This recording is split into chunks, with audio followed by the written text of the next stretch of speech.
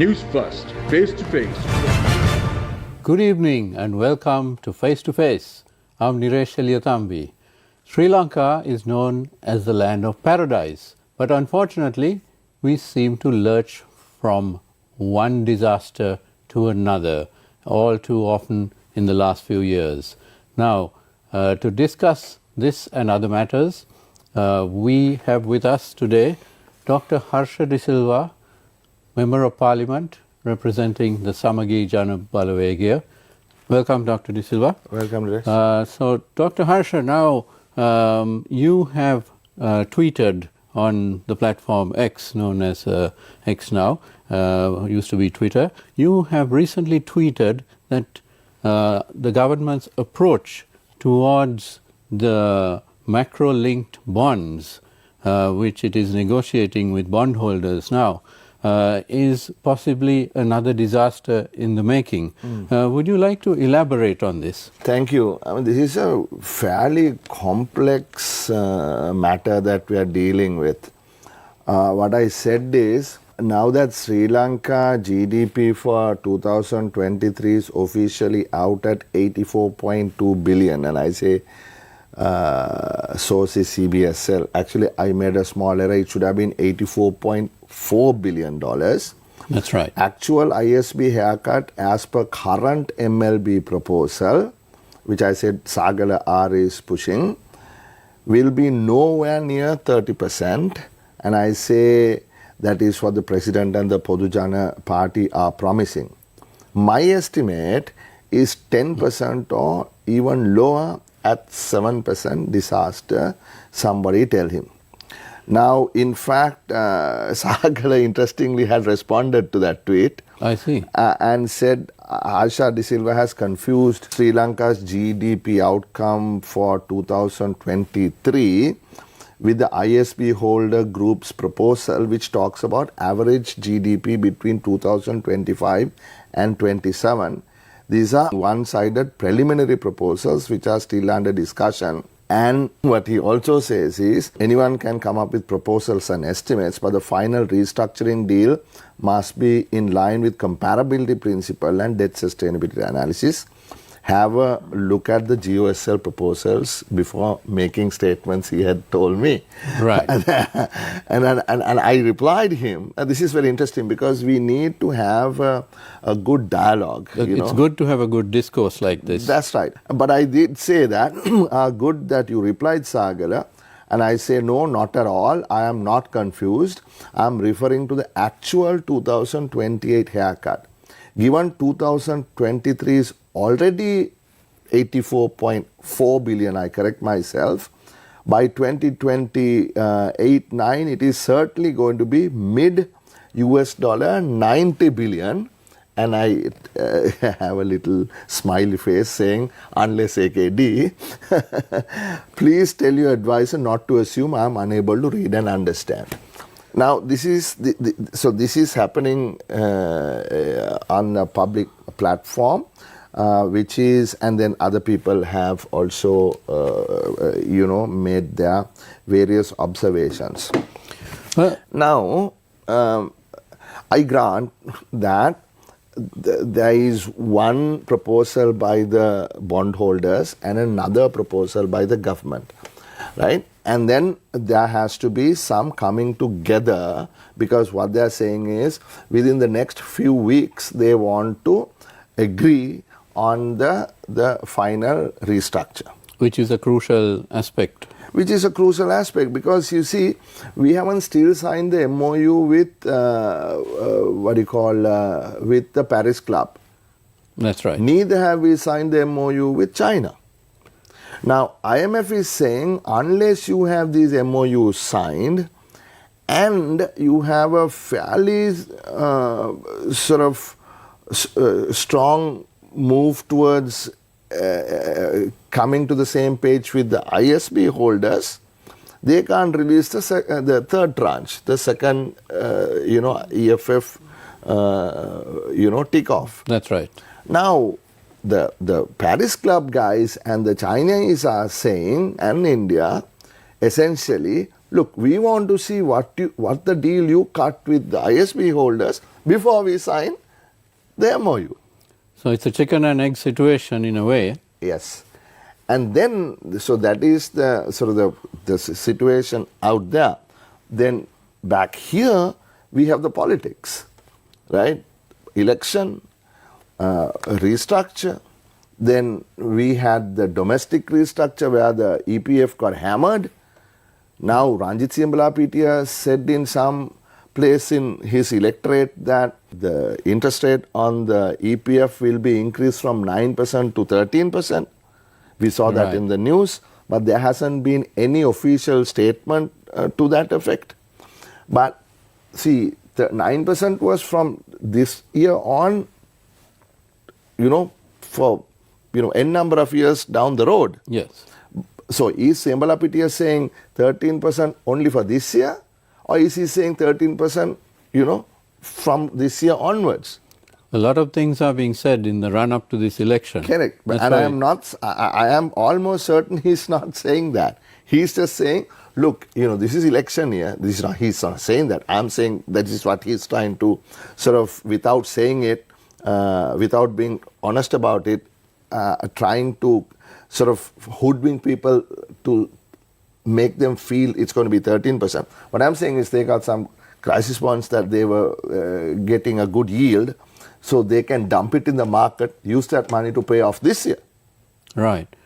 And then back down to 9%. So all these things are taking place, right? And then before you go to the next question, is that then another alternate, party is saying, look, forget all this. We are going to have to first undertake a debt audit and look at each borrowing and make sure that these are not odious debt. Right. That means that this money was used for other purposes, robbed, stolen, stashed in some country overseas, etc.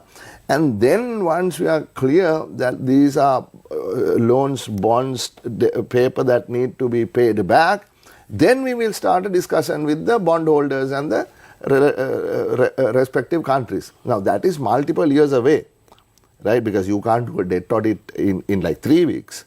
Now in the meantime, interest is accumulating and accumulating and accumulating. On the bonds itself, we have close to $1.7 billion of arrears that have got built up. And when people say, look, we are not paying interest on these loans because we are not paying no anything, yes, that doesn't mean it is not building up somewhere else. So interest is getting built up. Right? Every day we delay, that is getting built up without a restructure. The more you push this back, the bigger the problem becomes, the higher the debt mountain becomes. This is the effect of the government announcing its bankruptcy 2 years ago, and then actually not paying on these. Yeah. So, I mean, in the sense, what they did was they said, look, we are unable to pay.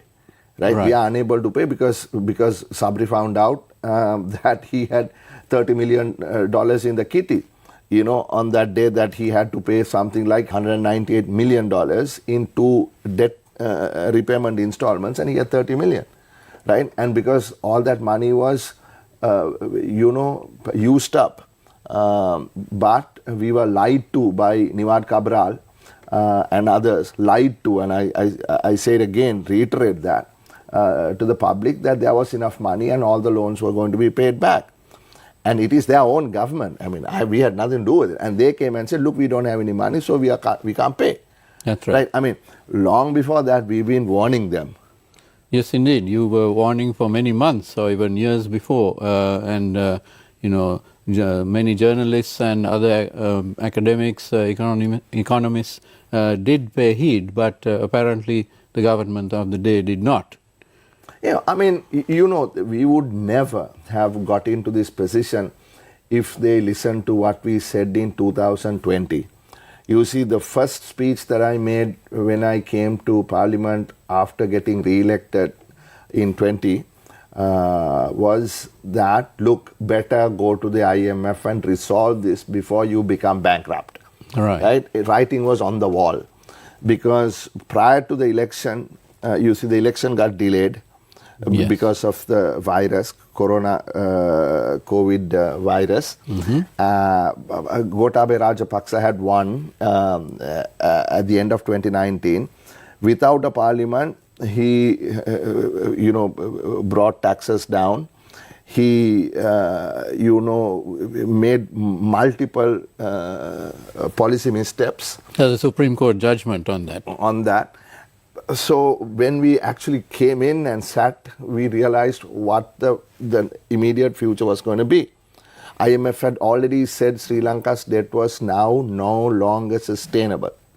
You see, 3 weeks prior to the election, they issued one of their reports which said the debt was sustainable. And soon thereafter, debt was not sustainable because of all these crazy, idiotic things that happened. So then, they should have then resolved this before we went bankrupt. That's right. Now, bankruptcy has severe negative implications, as we see. As we saw with all the queues. We all saw, we don't need to go there, right? And we haven't still gotten out of this, right? That's right. And if the debt had to be restructured, then we said, well, look, solicit consent, solicit consent with everyone and then come to some deal that you can live with. But nothing of the sort happened. They kept saying, no, we will pay. Finally, when... we were unable to pay. Yeah, excreta hit the fan. then all hell broke loose. So, Dr. Harsha, what you are pointing out is that prior to the declaration of bankruptcy in 2022, there was not enough discourse on this. Parliament was delayed in being elected, and so on and so forth. And a lot of misinformation had been flowing around. So it is now perhaps all the more vital that there needs to be a frank discourse publicly about this. So of course it's wonderful that Mr. Sagala Ratnayaka has responded, and we hope that this published discourse will continue. Yeah, I mean, him responding is one thing, on a social media platform which is widely, shared amongst those interested people, both here and abroad. But, he is not the person in charge, right? The people in charge must have this discourse not on X, but inside Parliament, right. First in the committee. Right? And this is what we have been asking for.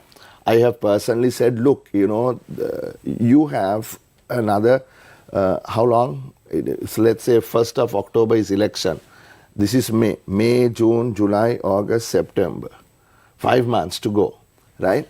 And then according to what is on paper here, the proposals, we may go till 2038.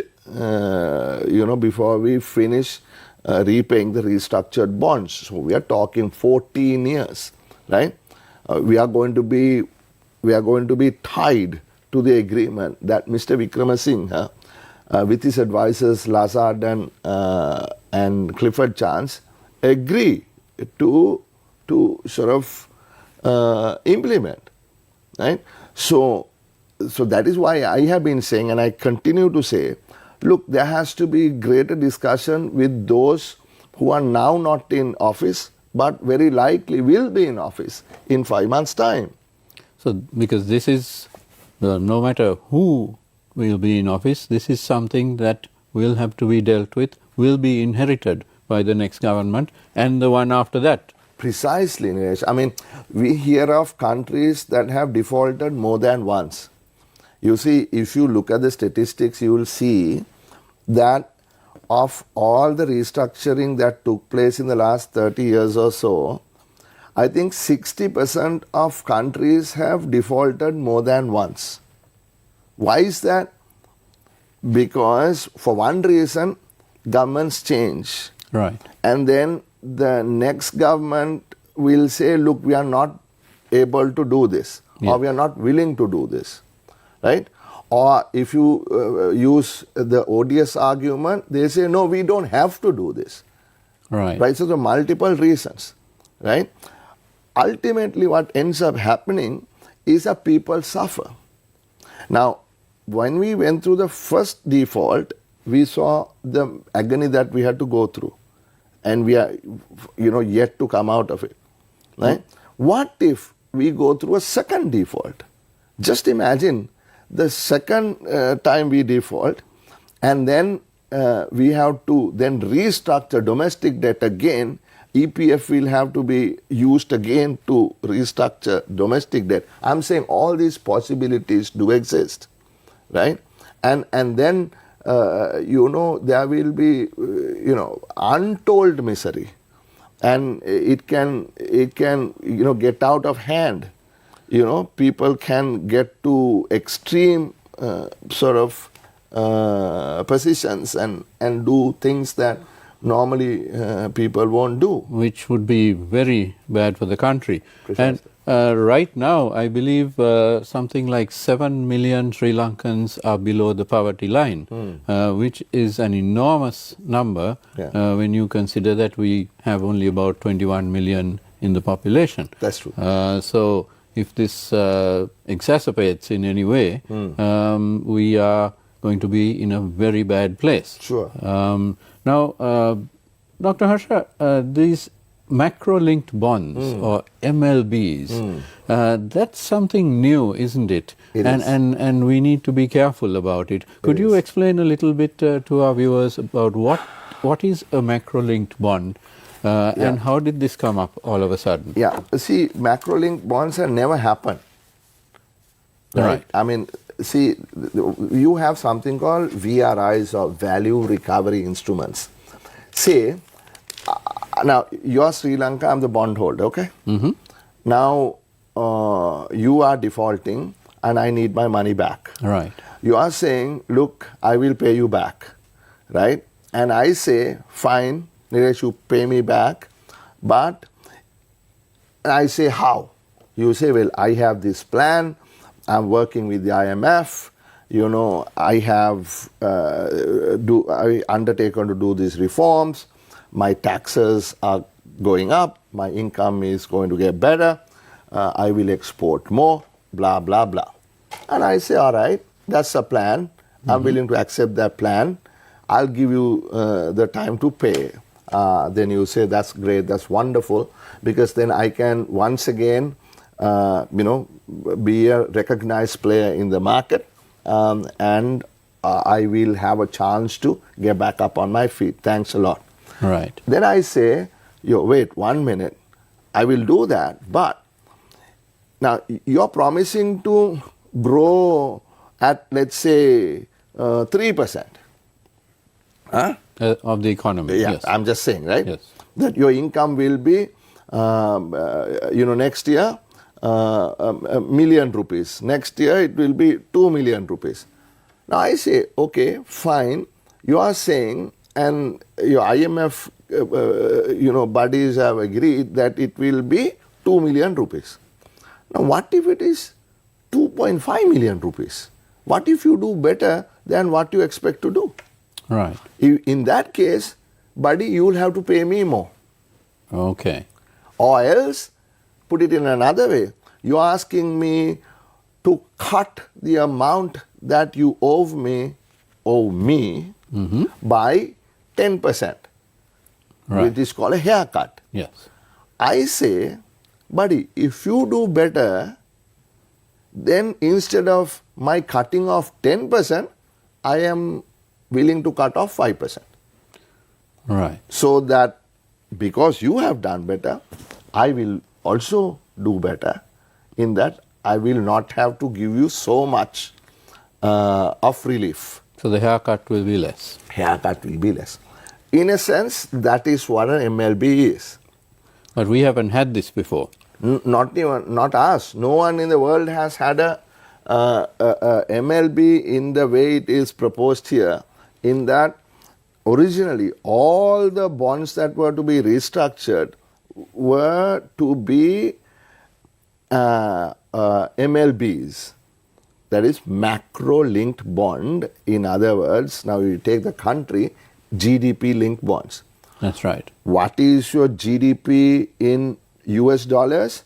Depending on that, I am proposing this will be the haircut. Now, the government, in all fairness, has said, look, we are not very comfortable with the proposal you have made, and we are also making a counter proposal. The process of negotiation. Yeah, so they have made a counter proposal, and that is where they are. But what I meant by disaster is that if we agree to the proposal made by the bondholders, that is detrimental to us. And therefore, we have to fight hard, negotiate hard to get to a point where the 28 or 30% haircut that was promised to us, to the people, by the government, is actually comes through. Right. Now, if you want, I can give you a few examples. Right? Hold that thought, Dr. Harsha, because we'll go for a short commercial break and we'll be right back to this very interesting discussion with Dr. Harsha De Silva. News first, face to face. මගේ අභිමන්ට මොකක් හරි කරදරයක් වෙලා තිබ්බොත් මාත් බලන්නේ uncle අභිමන්ගේ තාත්තා කියලා. 64 මායන් ඔක්කොම දාලා මය කොල්ලව අල්ලගෙන ඌව නැත්තටම නැති කළා. මම දෙක්කේ නෑ. අයියන් මට දෙක්කේ නෑ ලොකු නෝනා. මට ජමා වෙන්න. දැක්කනේ ආන්ටි මුංග හොරතල් කළා මුංගෙන් ඇත්ත ගන්න බෑ. අංශේ උඩ ගියත් බෙම ගියත් මට කමන්නේ නෑ. හැබැයි අරෝගේ කාමරේට ගිහිල්ලා තිබ්බොත් මං තංසේ ආයි ඌයි යවන්නේ කොහෙටද කියලා මං තීරණය කරන්න. තංසේ තමන් ආයි කියන්න තියන්නේ හරි. නීල පබලු අද රාත්‍රී 9ට සිරස ටෙලිතිරයෙන්. නීල කියන්නේ වෙලාවකට දෙගොඩ තලා යන ගඟක් වගේ.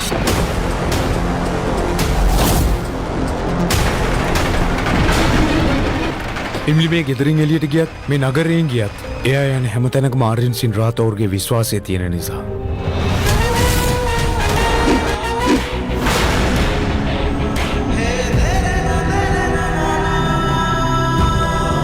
Emily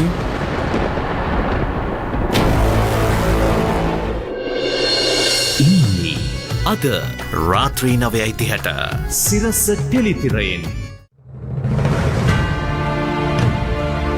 News first, face to face. Welcome back to Face, and we are with Dr. Harsha De Silva, Member of Parliament from the SJB, and we are discussing the controversy over macro-linked bonds, which has come up over the last few days. Dr. Harsha, you were going to give some examples. Yeah. Now, there was a first proposal by the ad hoc group. Let's call them the bondholders, right? Right. Could you elaborate a little bit about this ad hoc group? Yeah. Bondholders have formed themselves into various groups, and this one ad hoc group represents, I think, about 50% of all outstanding bonds held by foreign bondholders. Right.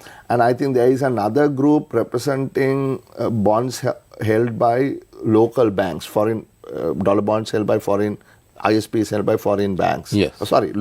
Local and foreign banks locally. Right. Right. See, the thing is, this is under New York state law, all of these bonds. Right. Okay. So the jurisdiction is elsewhere. Right. Most of these bondholders are Americans, Europeans, and so on. Right. And those guys then are representing insurance funds and so on. And ultimate beneficiaries are people, living in the US or Europe or Japan or Australia, wherever. Okay. And so now we are only focusing on the international sovereign bonds, right? Right. Now, there are things called collective action clauses, CACs, in these. Some bond series would define in the terms that 75% of those bondholders, if 75% agree, then you can go ahead and agree with the country involved to restructure. Right. Some will have CACs slightly differently. Now, this was done because of what you call holdouts.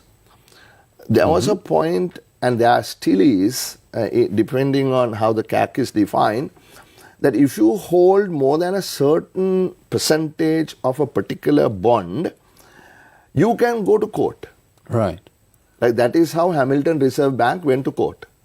The case which is pending. Yeah, case that is pending, because they got 0.1% more than the minimum that one should have to litigate against a nation. Right. Which has now happened.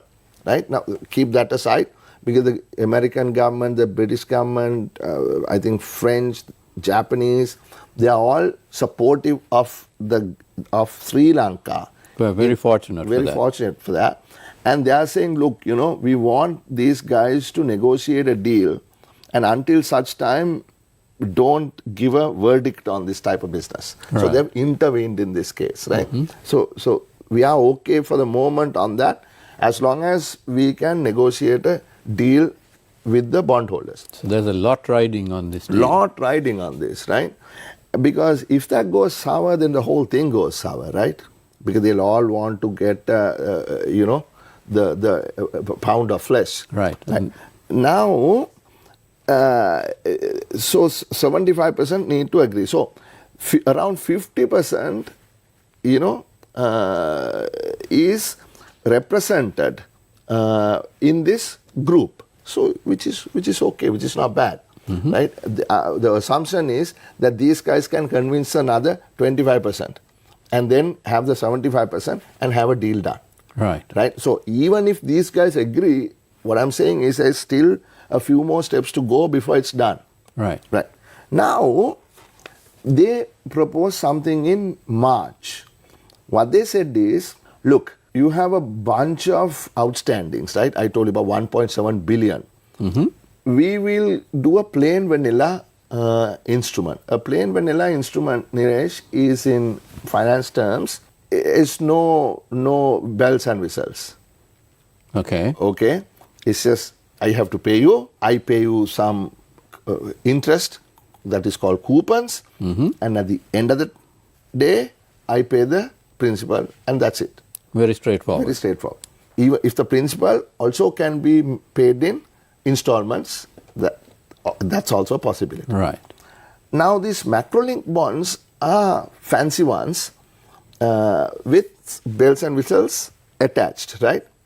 Now, the bell and whistle that we spoke about is the actual performance of the economy measured in terms of US dollar income or GDP on an annual basis. Now, I told you that these bondholders would like to benefit if the debtor, right, does better than expected. Yes. Correct? Now, I explained that earlier, no? Yes. Now, a lot of the times, what happens is you have what is called a warrant that is attached to the restructured bond, which is detachable from the bond itself. And it will have its own life. Right. It can be traded in the New York Stock Exchange or wherever it is. It will have a value. People can buy, sell. It will have a 20 cents to the dollar, 90 cents to the dollar, 120 cents to the dollar, depending on how the market perceives the risk and repayment and all that. But what the difference between, so that can be like a warrant, detachable warrant. Now, how the MLB is different from what has happened in the past, let me stop there for a while. And these don't necessarily have to be in terms of tradable paper. Now, for instance, in the recent restructuring, a particular country, I think Suriname, if I'm not mistaken, sold the rights to an oil well. Okay. So depending on the amount of crude that is pumped out of this particular well, a certain amount goes to the bondholder. Oh, I see. Some people linked it to sort of gold or some natural resource. Right. Now in this case, no natural resources are linked, but it's a paper-based thing. So it's a gamble on the future, but it is just not a gamble as in the style of Las Vegas, but it is an educated gamble. Precisely. Right? Now the issue is, in an MLB, you can't detach it. Right. So the whole bond is linked to that gamble. Okay. So $12.5 billion. That's a lot of money.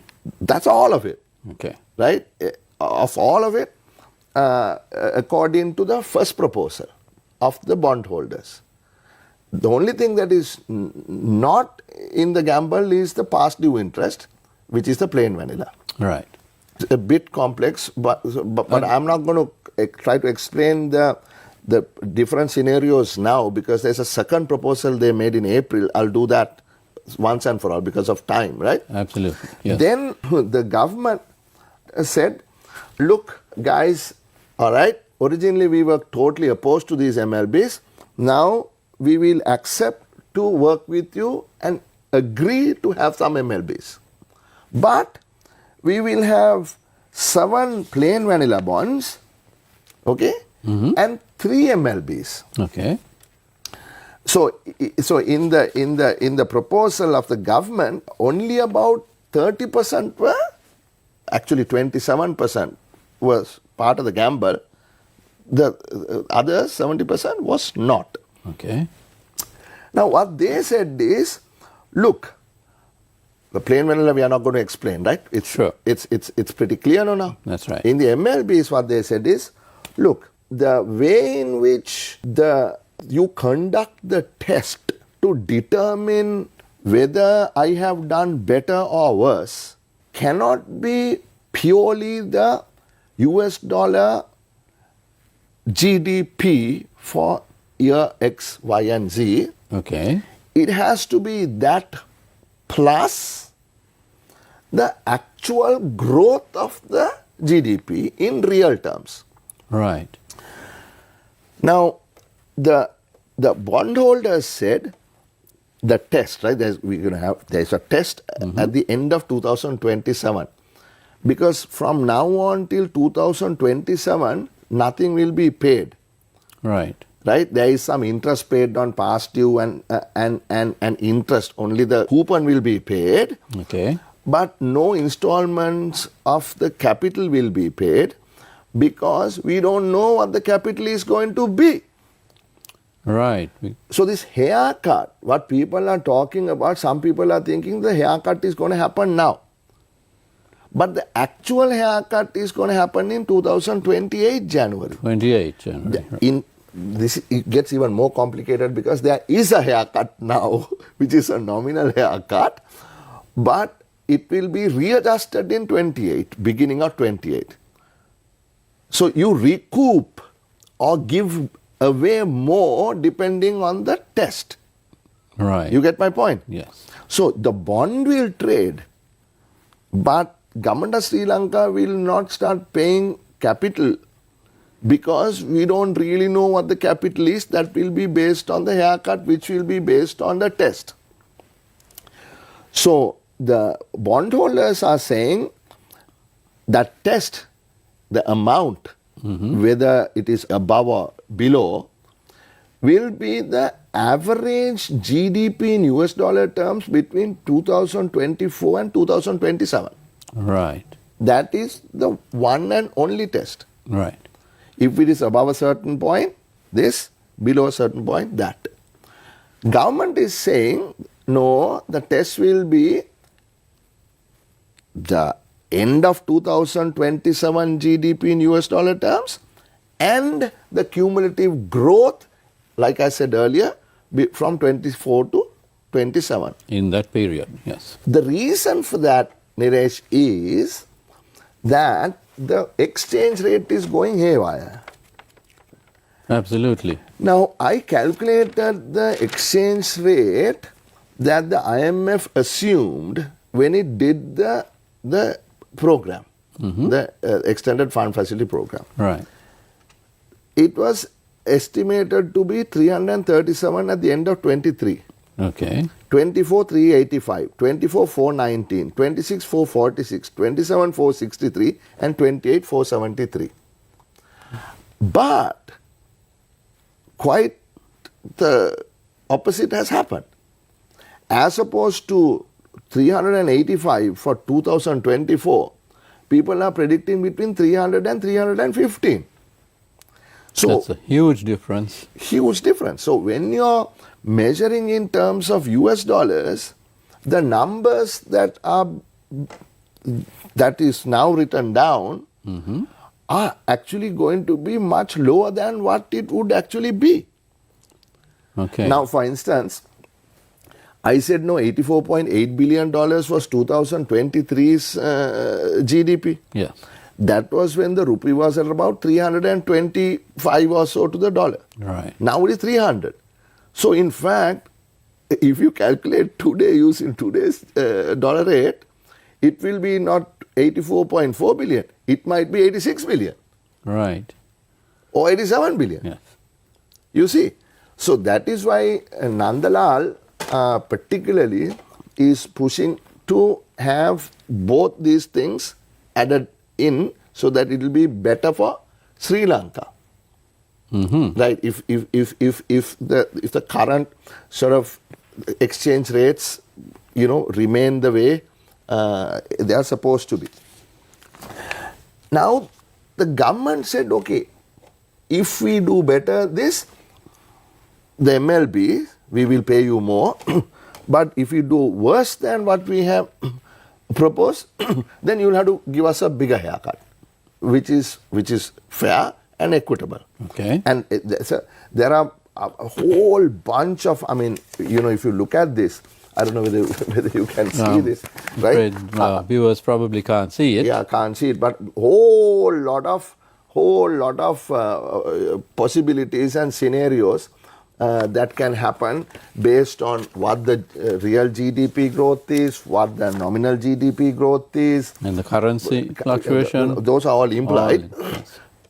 So it's very complex. Now, all of this, Niresh, has to fall within what is called the debt sustainability analysis done by the IMF, which is the bigger envelope. Right. Right? So there cannot be any proposal that can even be discussed if it doesn't fall within the debt sustainability analysis, which means as a nation, how much debt can we pay? Now there are debt to GDP figures that we have to meet. Yes. Right? We were at 130% of GDP. It has to go down to 95% by 2028. Then there is something called the gross financial needs. There is an amount that have to be borrowed to keep the country moving. The budget deficit have to be so much. Then the primary balance has to be so much. And in order to meet that, of the 13% that you can borrow from the borrow as a country, only 4.5% can be foreign borrowings, and so on. There's a whole bunch of things that we have agreed to, right? Right. So everything that we negotiate and try to agree on will have to fall within the DSA. Right. Now, the first proposal in March, the IMF said, doesn't fall within the DSA. Okay. But what the government proposed does. Right. Now the bondholders gave a second proposal, which is called the April proposal. When these guys went to Washington on the sidelines of the IMF and World Bank, discussions. Now in that, I'll explain this, is we have the plain vanilla for the PDIs. PDI meaning the past due interest. Yes. So that's understood, no? That's right. That's done. Then they have 1, 2, 3, 4 MLBs. Okay. And then they have in the middle another plain vanilla, which is not for past due interest, but restructured new bonds, that has added what is called a GLB, which is a governance linked bond. Right. I'll just quickly explain that. Right. This Verite people came up with this interesting innovation. What they said is by 2026, I think, if the tax revenue to GDP is 14%, and in 27 it is 14.1%, and also the government discloses the procurement, who bid, who got what the bids were, etc., and all the tax expenditures of the government, who got a tax-free permit to bring a car, etc., all those things are made public. Then one-time adjustment of 0.5% of the coupon that is to be paid. So it's a reward for good governance. Reward for good governance, exactly. So if you were going to pay 6% interest, it will be 5.5% interest, but only for this one plain vanilla instrument in the middle of the MLBs, totaling up to, I think, $1.6 billion, right? Maybe one or maybe two, totaling up to that much. Now let's look at the MLBs. That's where the question is, no? Yes. Now what they're saying is, now let's say the test gets done at the end of 27, remember? Yes. And that is the average GDP in US dollar terms for 2025, 26 and 27. A 3-year period. 3-year period. Yes. Now suppose the GDP was at that time, for that period, it ends up at $84.2 billion. Then we get it's a large calculation. I'm not going to go through all of this because the way it is done is there will be a capital recoup. You'll add to the capital, and then there is a reinstatement. There is a percentage that gets applied on it as a cut. I don't have the time to explain all this, but if it is 84.2, we will get 28% haircut. Right. Now that is close to 30%. That is what the government promised us. That's right. Now suppose it is 86.3, you will get a 22% haircut. Suppose it is 90.1, you get a 13% haircut. Suppose it is 93.9, you get a 10.2% haircut. Suppose on the day the test is done, our GDP average for those 3 years turned out to be anything more than 96.3 billion US dollars, the haircut will fall to 7.3%. Well, we certainly hope that our GDP would grow in that sense. However, in terms of the MLB, it's a disadvantage. This is the point. You are getting it. This is the point. So if now we have already passed the 84.2. Right. We are at 84.4. Doing better than expected. Yes. So if you look at the various predictions of various bondholders, investors, hedge funds, banks, I was just looking to see what these various projections were, right? Now, the particular huge bank projects that the probability of Sri Lanka surpassing the 96.3 billion limit could be as high as 71%. So that's, if we do sign on such terms, it would certainly be a huge disadvantage to the country. Correct. Yes. And some people are forecasting that we might end up over $120 billion. Assuming the reform goes through, assuming that the next government will continue with the sort of the investment and trade reforms, assuming the next government will put in place systems to generate the revenue, assuming all these governance conditions are met, right? Assuming people understand, that's the main thing. I want to reiterate this. People understand the need to do the absolutely essential reforms for us to survive. Assuming people will not be hoodwinked by certain people by promising the sun and the moon, saying, we don't have to pay this debt, this is odious debt, we have a plan. Oh yes, we haven't written it down, but it's in our head. We are not what we used to be. We are a different group of people. Please believe us. Look at all these people, etc., etc. If people don't get hoodwinked, right? I mean, this is a hugely serious conversation we are having. Absolutely. Right? I had never had this type of conversation on TV before in my entire life. Right? Going through such complicated matters, trying to explain to an audience who are not, generally well versed in these matters, financial right? matters. Right. So this but is they why are crucial. Right. This is why when I took a swipe at one of these people in a particular political party, when they said, "Oh no, we will tell them that we paid you 3% more," and they will say, "Okay, no problem, buddy. You pay when you can." For crying out loud. Doesn't work that way. It doesn't work that way. And I want all people to understand what I'm saying. I want everybody to please listen to me. You cannot say, we paid you 3% more, please, why don't you forget about it?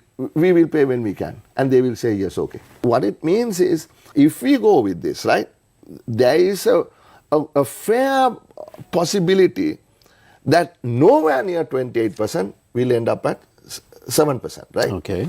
Now I must at the same time say that the government's proposal is meaningful, right? Yes. Because for no other reason, it changes the way the test is done. Right.